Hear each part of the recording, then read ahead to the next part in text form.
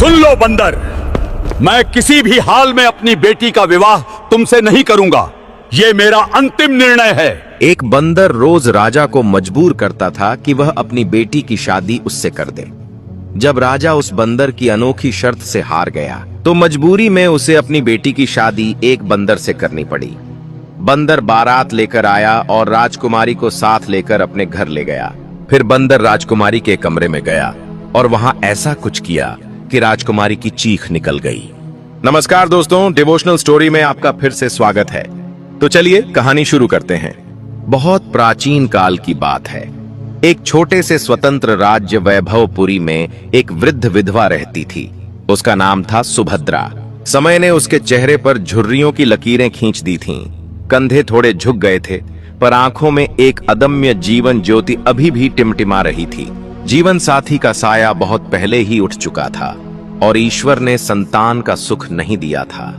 अपने एकांत जीवन में वह जंगल से लकड़ियां एकत्र करती, उन्हें बांधकर गठरी बनाती और नगर के बाजार में बेचकर अपना गुजारा चलाती थी।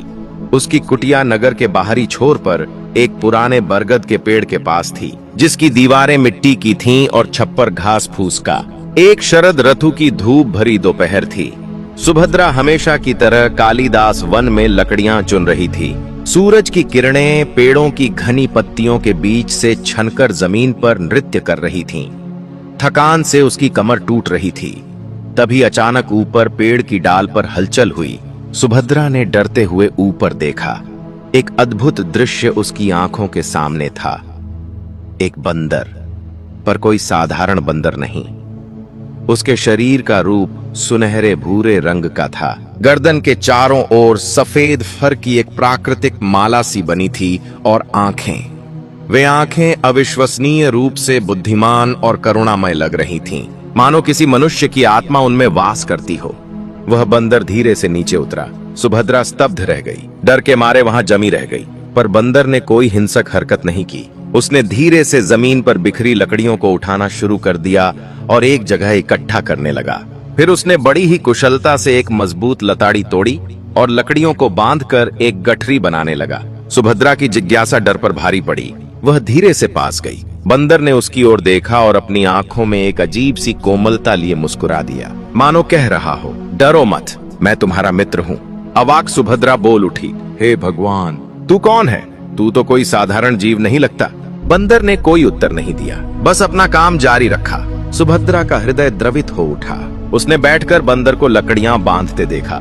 अचानक उसके मुंह से निकल पड़ा, बेटा, तू कितना अच्छा है, मेरी इतनी मदद कर रहा है। काश मेरा भी अपना कोई पुत्र होता, तो मुझे बुढ़ापे में यह दर दर की ठोकरें न खानी पड़ती, यह जीवन का बोझ अकेले न उठाना पड़ता। यह सुनते ही बंदर ने काम रोक दिया। उसने सुभद्रा की ओर देखा। उसकी चमकदार आंखें अचानक नम हो गईं। उसने धीरे से अपना हाथ बढ़ाया और सुभद्रा के झुर्रियों भरे हाथ को छुआ। फिर अपने सीने पर हाथ रखकर और सुभद्रा की ओर इशारा करके बोला, कुकुकू, मानो वह कह रहा हो, मैं तुम्हारा बेटा बन सकता हूँ। सुभद्रा की आंखों से आंसू की 2 बूंदें गिर पड़ीं। उसने बंदर के सिर को सहलाया। अरे मूर्ख, तू तो जानवर है, मैं मनुष्य हूँ, पर तेरे इस प्यार के लिए धन्यवाद। गठरी तैयार थी। सुभद्रा ने उसे उठाने का प्रयास किया, पर वह भारी लग रही थी। बंदर ने तुरंत समझ लिया। उसने गठरी को अपने कंधे पर उठा लिया और सुभद्रा की ओर देखकर सिर हिलाया, मानो कह रहा हो, चलो, मैं तुम्हारे घर तक छोड़ आता हूँ। रास्ते भर सुभद्रा के मन में अनेक विचार घूम रहे थे। यह बंदर इतना बुद्धिमान, इतना सहायक क्यों है? क्या यह कोई देवदूत है या फिर कोई शापित प्राणी? घर पहुंचकर बंदर ने गठरी धीरे से उतारी। सुभद्रा ने कहा, बहुत बहुत धन्यवाद बेटा, अब तू जा। तेरी इस मदद के लिए ईश्वर तुझे सुखी रखे। पर बंदर नहीं गया। वह कुटिया के द्वार पर बैठ गया और सुभद्रा की ओर ऐसे देखने लगा मानो कुछ कहना चाहता हो। सुभद्रा ने अंदर जाकर थोड़ा पानी पिया और लौटी तो बंदर वहीं था। उसने फिर से प्रयास किया, जाओ बेटा, तेरे जंगल के साथी तुझे ढूंढ रहे होंगे। तभी बंदर ने एक अद्भुत कृत्य किया। वह सीधा खड़ा हुआ, दोनों हाथ जोड़कर सुभद्रा के सामने नतमस्तक हो गया। फिर बिल्कुल स्पष्ट और मधुर मानवीय स्वर में बोला, माँ, मुझे अपना लो, मैं यहीं रहूंगा, मैं तुम्हारी सेवा करूंगा। मेरा कोई नहीं है, तुम्हारा भी कोई नहीं है, हम एक दूसरे के हो जाएं। सुभद्रा स्तब्ध रह गई। उसका शरीर सिहर उठा। बंदर बोल सकता था, न केवल बोल सकता था, बिल्कुल उसकी वाणी में इतनी मार्मिकता, इतना दर्द था कि कोई भी हृदय द्रवित हो उठता। आंसू उसकी आंखों से बह निकले। उसने बिना कुछ सोचे समझे आगे बढ़कर बंदर को गले लगा लिया। हाँ बेटा, हाँ, तू अब मेरा ही है, मैं तेरी माँ हूँ। उस दिन से बंदर, जिसे सुभद्रा ने सोनू नाम दिया, उसकी कुटिया में रहने लगा। और सचमुच वह कोई साधारण बंदर नहीं था। वह सुभद्रा के सारे कामों में हाथ बंटाता।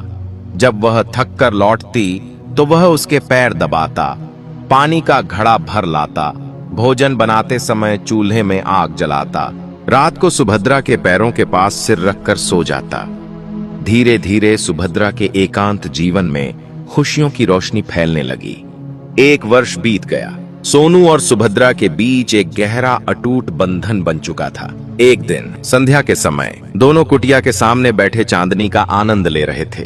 तभी सोनू बोला, माँ, मैं एक बात कहना चाहता हूँ, पर डरता हूँ कि कहीं तुम नाराज न हो जाओ। सुभद्रा मुस्कुराई। कहना बेटा, तू मुझसे कुछ भी कह सकता है। सोनू ने गहरी सांस ली। माँ, मैं इस राज्य के महाराज वीरवर सिंह की इकलौती पुत्री राजकुमारी मृणालिनी से विवाह करना चाहता हूँ। सुभद्रा का मुंह खुला का खुला रह गया। क्षण भर के लिए उसे लगा कि उसके कानों ने सही सुना है या कोई भ्रम है। फिर वह ठहाका मारकर हंस पड़ी। अरे मूर्ख बेटे, यह कैसी हंसी की बात करता है? तू बंदर है और वह राजकुमारी, यह तो हो ही नहीं सकता। राजा तो तुझे देखते ही तीर से मार गिराएगा। सोनू का चेहरा गंभीर हो गया। वह सुभद्रा के पैरों पर गिर पड़ा और हाथ जोड़कर बोला, माँ, मैं जानता हूँ यह असंभव लगता है, पर मेरी यही इच्छा है। तुम्हारे चरणों की दया है, केवल एक बार राजा के पास जाकर मेरा प्रस्ताव रख दो। यदि वह मना कर दे तो मैं जीवन भर इसका जिक्र भी नहीं करूंगा। माँ, यह मेरी अंतिम इच्छा है। सुभद्रा के हृदय पर इस विनती का गहरा प्रभाव पड़ा। सोनू की आंखों में एक ऐसी ललक, एक ऐसा दर्द था जो किसी गहरे रहस्य की ओर इशारा कर रहा था। अंततः वह मान गई। अच्छा ठीक है, मैं चलती हूँ, पर पहले तू मुझे अपने हाथों से एक प्याली चाय बनाकर पिला। सोनू खुशी से उछल पड़ा और फुर्ती से चाय बनाकर लाया। अगले दिन प्रातः काल सुभद्रा अपने साधारण वस्त्रों में ही राजमहल की ओर चल पड़ी। महल का भव्य प्रवेश द्वार, ऊंची दीवारें और सजे धजे पहरेदार देखकर उसका हृदय धड़कने लगा। द्वारपालों ने रोककर पूछा, कहाँ जा रही है बूढ़ी? यह राजमहल है, भिक्षा के लिए नहीं। सुभद्रा ने हाथ जोड़कर कहा, भैया, मुझे महाराज से एक अत्यंत जरूरी बात करनी है, कृपया अंदर जाने दो। पहरेदार हंसे। तुझ जैसी अनगिनत औरतें रोज महाराज से जरूरी बात करने आती हैं, जा यहां से। पर सुभद्रा ने हार नहीं मानी। वह लगातार विनती करती रही। अंततः एक वृद्ध द्वारपाल को दया आ गई और उसने उसे अंदर जाने दिया। दरबार का दृश्य आंखों को चकाचौंध कर देने वाला था। सिंहासन पर महाराज वीरवर सिंह विराजमान थे। चारों ओर मंत्री, सामंत और सैनिक खड़े थे। सुभद्रा कांपते हुए आगे बढ़ी और सिंहासन के सामने घुटनों के बल बैठ गई। राजा ने कड़क स्वर में पूछा, कौन हो तुम और क्या चाहती हो? सुभद्रा का गला सूख रहा था। वह बोली, महाराज, मेरा नाम सुभद्रा है। मैं एक गरीब विधवा हूँ। मेरी एक विनती है, पर कहने में बड़ी लज्जा आती है। डरो मत, स्पष्ट कहो, राजा ने कहा। सुभद्रा ने साहस बटोरा। महाराज, मेरा एक पुत्र है। वह इंसान नहीं है, वह एक बंदर है। दरबार में सन्नाटा छा गया। फिर कुछ लोग मुस्कुराने लगे, कुछ हंसने लगे। राजा के माथे पर बल पड़ गए। सुभद्रा ने आगे कहा, उसकी यह इच्छा है कि वह आपकी पुत्री राजकुमारी मृणालिनी से विवाह करे। मैं उसी के कहने पर यहाँ आई हूँ। कृपया इस रिश्ते को स्वीकार कर लें। एक पल के लिए पूरा दरबार स्तब्ध रहा। फिर राजा का क्रोध भयंकर रूप में फूट पड़ा। वह गरजते हुए उठ खड़े हुए। क्या कहा? एक बंदर? मेरी मृणालिनी का विवाह एक बंदर से? पागल हो गई है बुढ़िया, तेरे दिमाग में कीड़े पड़ गए हैं क्या? उन्होंने हाथ के इशारे से सैनिकों को आदेश दिया, इस पागल औरत को यहाँ से बाहर फेंक दो और इतना धक्का दो कि दोबारा महल की तरफ मुंह करके भी न देखे। सैनिकों ने क्रूरता से सुभद्रा को पकड़ा और महल की सीढ़ियों की ओर घसीटा। वह गिरती पड़ती, चिल्लाती हुई सीढ़ियों से लुढ़कती चली गई। उसके शरीर पर कई चोटें आईं, हाथ पैर छिल गए, सिर से खून बहने लगा। रोती बिलखती वह अपनी कुटिया की ओर लड़खड़ाते हुए चल पड़ी।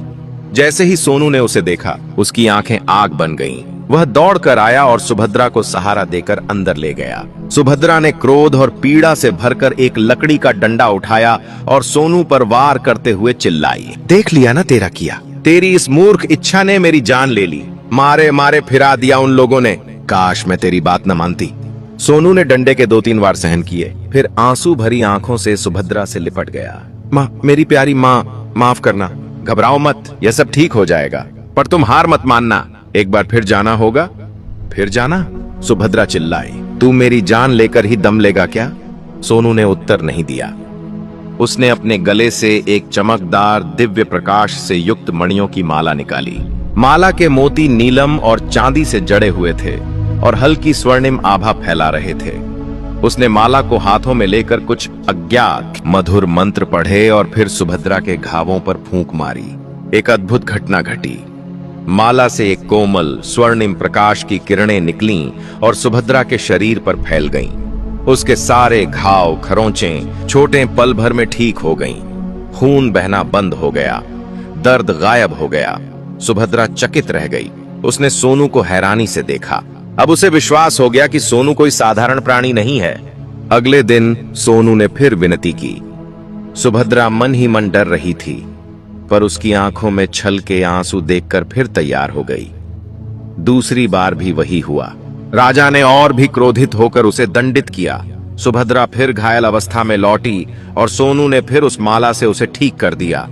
तीसरे दिन जब सुभद्रा तीसरी बार दरबार में पहुंची तो राजा का क्रोध शांत हो चला था। उन्होंने व्यंग्यात्मक मुस्कान के साथ कहा, तू बड़ी जिद्दी है बुढ़िया। ठीक है, मैं एक शर्त पर तेरे बंदर पुत्र को अपना दामाद बनाने को तैयार हूँ। सुभद्रा की आंखों में आशा की चिंगारी जगी। क्या शर्त है? महाराज, राजा वीरवर सिंह ने महल की खिड़की से बाहर सुभद्रा की दूर दिख रही कुटिया की ओर इशारा करते हुए कहा, कल सूर्योदय से पहले इस रात्रि के अंत तक तेरी वह टूटी फूटी कुटिया इस महल से ऊंचा एक भव्य महल बन जाना चाहिए। इस महल में मेरे यहाँ के सेवकों से दुगने सेवक उपस्थित हों और इस नए महल से मेरे महल तक के मार्ग पर शुद्ध रेशम के गलीचे बिछे होने चाहिए। यदि यह हो गया तो मैं विवाह स्वीकार कर लूंगा। दरबार में मंद मंद मुस्कुराहट फैल गई। सब जानते थे कि यह असंभव था। सुभद्रा का चेहरा उतर गया, पर उसने सिर झुकाकर कहा, जैसी आपकी आज्ञा महाराज। वह निराश मन से लौटी। घर पहुंचकर उसने सोनू को सारी बात बताई और कहा, देख लिया बेटा, राजा ने हमें असंभव शर्त दे दी है, अब तू अपना मन मार ले। पर सोनू का चेहरा चमक उठा। वह बोला, माँ, बस इतनी सी बात? यही तो मैं चाहता था। यह सब कल सुबह तक हो जाएगा, तुम चिंता मत करो। सुभद्रा समझ नहीं पा रही थी। रात हुई, चांद आकाश में चमक रहा था। सुभद्रा ने ईश प्रार्थना की और सोने के लिए लेट गई, पर उसकी आंखों में नींद नहीं थी। मध्य रात्रि के समय सोनू ने अपनी वह दिव्य माला निकाली। वह कुटिया के बाहर गया, आकाश की ओर देखा और माला को हाथ में लेकर ऊंचे स्वर में कहने लगा, हे पवित्र मणिमाला, हे देवी शक्ति के प्रतीक, मेरी विनती सुनो। इस साध्वी माता की कुटिया को इस राजमहल से ऊंचा एक अद्भुत महल बना दो। इस महल में 400 सेवक उपस्थित हों और इस महल से राजमहल तक के मार्ग पर लाल रेशम के गलीचे बिछ जाएं। यह कहते ही माला से एक तेज प्रकाश फूटा जो पूरे आंगन में फैल गया। हवा में एक मधुर संगीत सा गूंजने लगा। फिर एक अद्भुत नजारा सुभद्रा की आंखों के सामने घटित होने लगा। वह पुरानी कुटिया धीरे धीरे विलीन होने लगी। उसकी जगह संगमरमर के सफेद पत्थर उगने लगे। पल भर में एक विशाल 3 मंजिला शिखरों और मेहराबों से सजा हुआ भव्य महल खड़ा हो गया। महल के फाटक सोने चांदी से जड़े थे। खिड़कियों में रंगीन कांच थे। आंगन में फव्वारे छलछला उठे और सचमुच एक लाल रेशम का गलीचा चमकती हुई मशालों की कतारों के साथ सीधे राजमहल के द्वार तक पहुंच गया।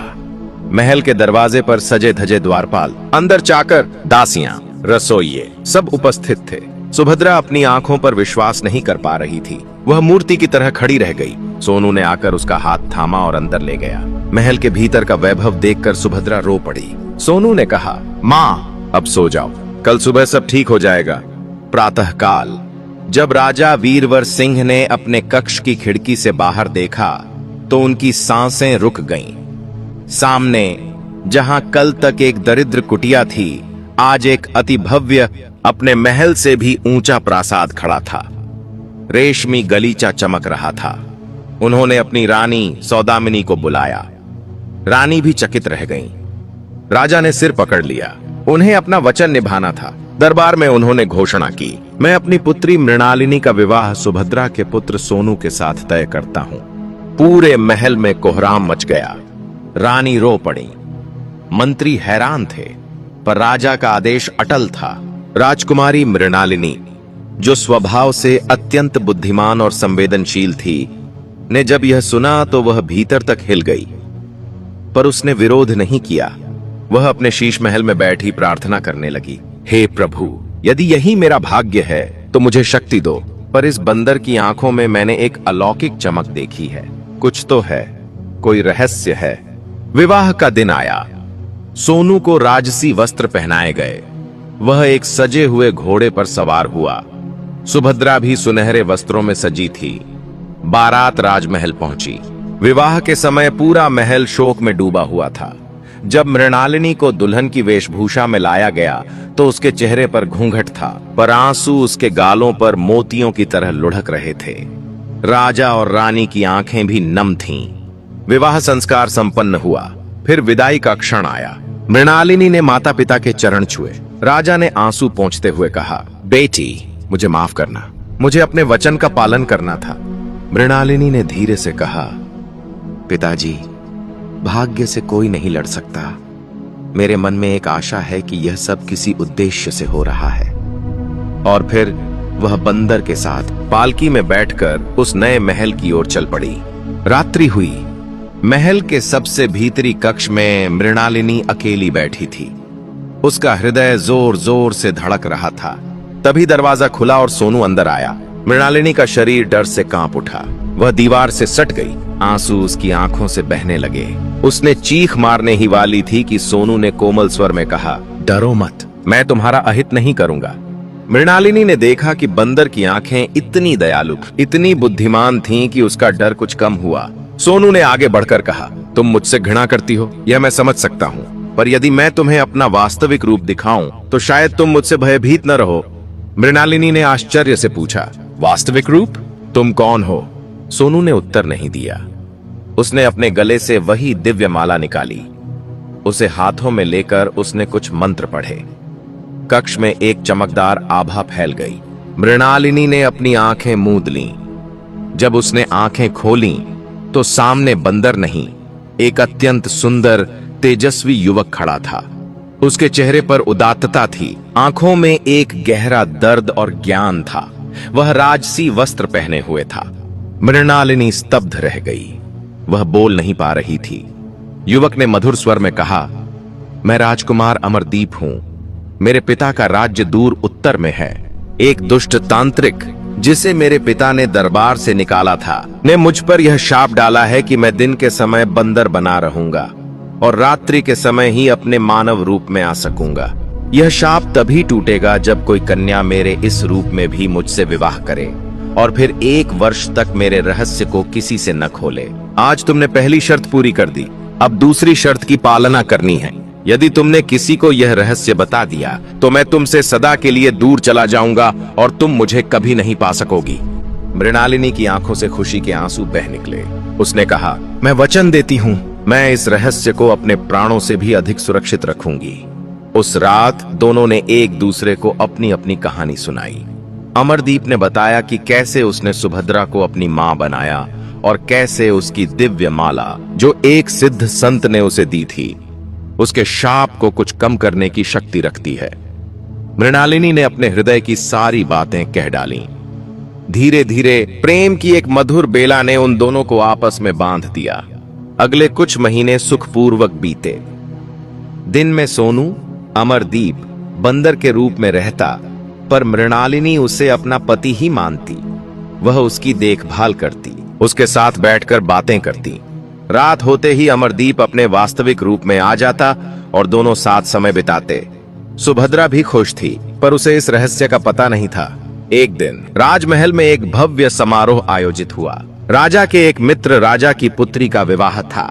निमंत्रण मिलने पर अमरदीप ने मृणालिनी से कहा, तुम अकेले जाओ, मैं वहां गुप्त रूप से उपस्थित रहूंगा, पर याद रहे मेरा रहस्य किसी को नहीं बताना। मृणालिनी ने वचन दिया। वह सज धज कर समारोह में पहुंची। महल की शोभा देखते ही बनती थी। फूलों की सजावट, दीपों की पंक्तियां, उत्सव धर्मी संगीत। मृणालिनी एक कोने में बैठ गई। तभी उसकी माता रानी सौदामिनी आईं और उसके पास बैठ गईं। रानी की आंखें भर आईं। उन्होंने मृणालिनी का हाथ थामकर कहा, बेटी, तू कितनी दुर्भाग्यशाली है, इतनी सुंदर, इतनी गुणवान, और तेरा पति एक बंदर। मेरा हृदय चीत्कार कर उठता है जब मैं तेरी दशा सोचती हूँ। काश तुझे भी कोई सुयोग्य राजकुमार मिलता। माता के इन शब्दों ने मृणालिनी के हृदय को छलनी कर दिया। उसका सारा संकल्प, सारा वचन भूल गया। भावनाओं में बहकर वह बोल उठी, माँ, वह बंदर नहीं है, वह मेरा पति राजकुमार अमरदीप है। वह रात को मनुष्य बन जाता है। वह एक शापग्रस्त राजकुमार है।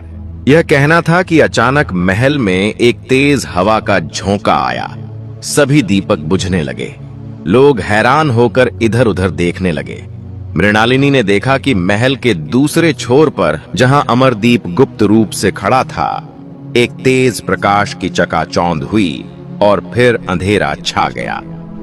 जब दीपक फिर जले तो अमरदीप गायब था। मृणालिनी का हृदय टूट गया। उसे अपनी भयंकर भूल का एहसास हुआ। वह फूट फूट कर रोने लगी। रानी उसे समझाने की कोशिश करने लगी, पर मृणालिनी के कानों में तो केवल अमरदीप की आवाज गूंज रही थी। यदि रहस्य खुल गया तो मैं सदा के लिए चला जाऊंगा। वह तुरंत अपने महल लौट आई और सुभद्रा को सब कुछ बता दिया।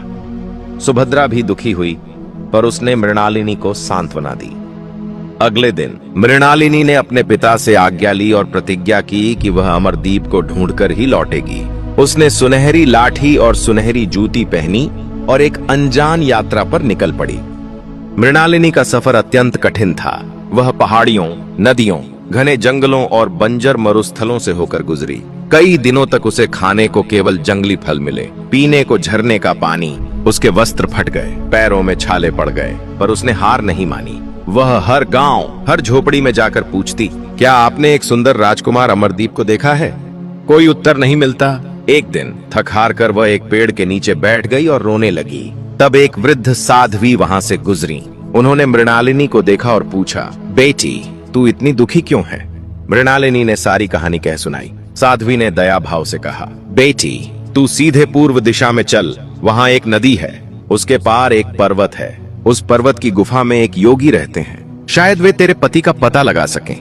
मृणालिनी ने आशा बांधी और चल पड़ी। कई दिनों के बाद वह उस नदी के किनारे पहुंची। नदी बहुत चौड़ी और उफान पर थी। पार जाना असंभव लग रहा था। मृणालिनी ने हार मानकर प्रार्थना की। तभी आकाश से एक विशाल गरुड़ पक्षी उतरा। वह बोला, मैं उस योगी का मित्र हूँ, तू मेरी पीठ पर बैठ जा, मैं तुझे पार ले चलता हूँ, पर डरना मत। मृणालिनी ने साहस किया और गरुड़ की पीठ पर बैठ गई। गरुड़ ने उसे नदी पार कराकर पर्वत के शिखर पर उतारा। वहां एक छोटी सी कुटिया थी। अंदर एक वृद्ध योगी समाधि में लीन थे। मृणालिनी ने प्रतीक्षा की।